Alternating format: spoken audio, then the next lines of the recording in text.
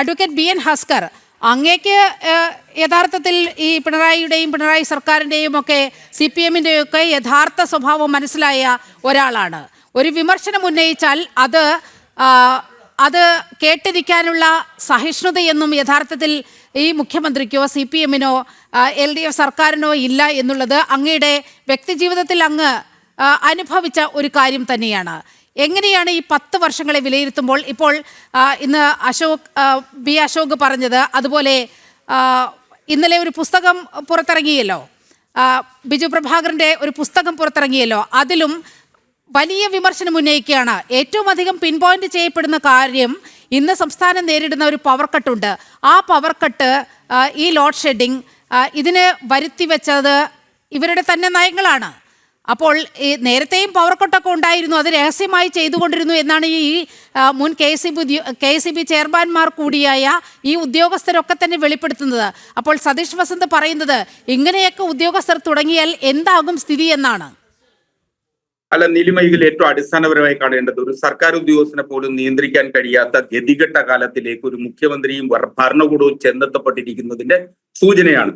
ഒരുപക്ഷെ സർക്കാർ ഉദ്യോഗസ്ഥന്മാർ നിശബ്ദരായിരിക്കണം എന്ന് പറയുന്നതിനപ്പുറം ഒരു ജനാധിപത്യ പ്രക്രിയയിൽ സർക്കാർ ഉദ്യോഗസ്ഥരടക്കം ബ്യൂറോക്രസി അടക്കം വർത്തമാനം പറയുകയും അഭിപ്രായങ്ങൾ പറയുകയും ചെയ്യേണ്ട ഒരു രാജ്യമായി ഇന്ത്യ മാറുന്നില്ല എന്ന് കാണുന്നിടത്താണ്. സർക്കാർ ഉദ്യോഗസ്ഥർ സർക്കാരിന്റെ തീരുമാനങ്ങളെ മാത്രം നടപ്പിലാക്കപ്പെടേണ്ടവരാണ് എന്ന തോന്നൽ, അല്ലെങ്കിൽ ഭരണകൂടത്തിന്റെ തീരുമാനങ്ങൾ നടപ്പിലാക്കേണ്ടവരാണ് സർക്കാർ ഉദ്യോഗസ്ഥർ എന്ന തോന്നലിൽ നിന്നാണ് യഥാർത്ഥത്തിൽ ജനങ്ങൾക്ക് വേണ്ടിയിട്ടാണ് സർക്കാർ ഉദ്യോഗസ്ഥർ പ്രവർത്തിക്കേണ്ടത്. അത് തന്നെയാണ് ഡോക്ടർ B അശോകിനെ പോലുള്ള വളരെ സത്യസന്ധനായിട്ടുള്ള ഒരു ഉദ്യോഗസ്ഥൻ പറയേണ്ടി വന്നിട്ടുള്ളത്. ഡോക്ടർ B അശോകിനെ എനിക്ക് വളരെ, ഞാനും അശോക് ഒരുമിച്ച് പഠിച്ചിരുന്ന, ഞങ്ങൾ LKG മുതൽ ഒരുമിച്ച് പഠിച്ചിരുന്ന, സ്കൂൾ കാലം മുതൽ ഒരുമിച്ചുണ്ടായിരുന്ന ആളുകൾ എന്നല്ല, അശോകിനെ വളരെ കുട്ടിക്കാലം മുതൽ അറിയാവുന്ന ഒരാളെന്ന നിലയിൽ വളരെ സത്യസന്ധമായി മാത്രം, നീതിയുക്തമായി മാത്രം തീരുമാനമെടുക്കുന്ന ഒരു ഉദ്യോഗസ്ഥൻ എന്ന പ്രശസ്തമായിട്ടുള്ള പേര് സമ്പാദിക്കാൻ കഴിഞ്ഞിട്ടുള്ള ഒരു ഉദ്യോഗസ്ഥനാണ് ഡോക്ടർ B അശോക്. അശോക് പറഞ്ഞതിൽ ഒരർത്ഥത്തിൽ പോലും മാറ്റി നിർത്തിക്കൊണ്ടല്ല ഇതിനെ വ്യാഖ്യാനിക്കേണ്ടത്. കഴിഞ്ഞ 10 കൊല്ലക്കാലത്തെ സംസ്ഥാന സർക്കാർ നടത്തിയിട്ടുള്ള പ്രവർത്തനങ്ങളെ സംബന്ധിച്ച് സമഗ്രമായ ഒരു അന്വേഷണം വരുന്ന UDF ഗവൺമെന്റിന്റെ കാലത്ത് ഉണ്ടാകും എന്നുള്ളതിന് ഒരു സംശയം ഇക്കാര്യത്തിൽ വേണ്ട. അതിൽ ഈ പറയുന്ന അഴിമതിയുടെ മുഴുവൻ കഥകളും വരും.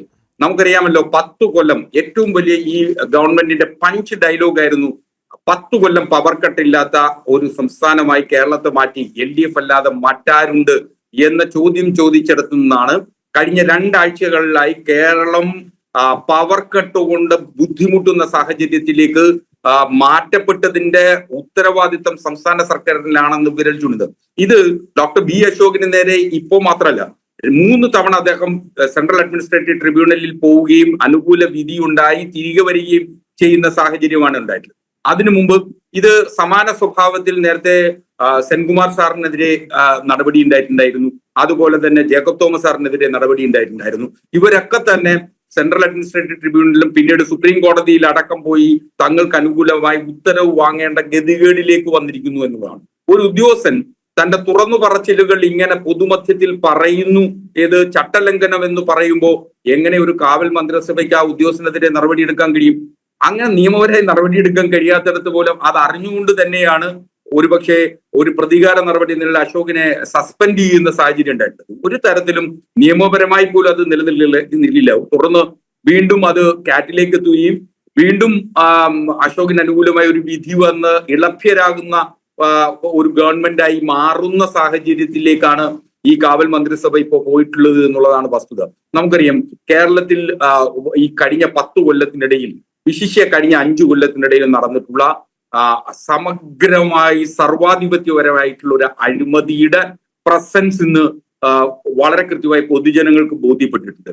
അതാണ് ഡോക്ടർ B അശോകും ബിജു പ്രഭാകറും അതുപോലെ പ്രശാന്തും അടക്കമുള്ള കേരളത്തിലെ പ്രമുഖരായ IAS ഉദ്യോഗസ്ഥന്മാർ പുറത്തു വന്ന് പറയുന്നത്. കാരണം IAS ഉദ്യോഗസ്ഥന്മാർക്കാണ് വളരെ കൃത്യമായി സംസ്ഥാന സർക്കാരിനുമായി നേരിട്ട് നിൽക്കുന്നു എന്നതിന്റെ അടിസ്ഥാനത്തിൽ വിവരങ്ങൾ ആദ്യം ലഭിക്കുക, അല്ലെങ്കിൽ അവർക്കാണ് ചെയ്യാൻ കഴിയുക, അവരാണ് മനസ്സിലാക്കുക എന്നുള്ളതാണ്. അശോക് തുറന്നുവിട്ട ഭൂതം എന്ന് പറയുന്നത് അത് അങ്ങനെയൊന്നും അവസാനിക്കാൻ പോകുന്ന ഭൂതമല്ല. അതായത് എന്നുള്ളതാണ്. അഡ്വക്കേറ്റ് പി എൻ ഹസ്കർ, ഒരു ഭരണമാറ്റം ഉണ്ടാകുമെന്ന് തന്നെയാണ് പ്രതീക്ഷിക്കപ്പെടുന്നത്. അങ്ങനെ ഒരു ഭരണമാറ്റം ഉണ്ടായാൽ സെക്രട്ടേറിയറ്റിൽ നിന്ന് നേരെ മുഖ്യമന്ത്രി അടക്കമുള്ളവർ ജയിലുകളിലേക്ക് പോകുന്ന ഒരു കാഴ്ചയാകും ഒരുപക്ഷെ കാണാൻ പോകുക.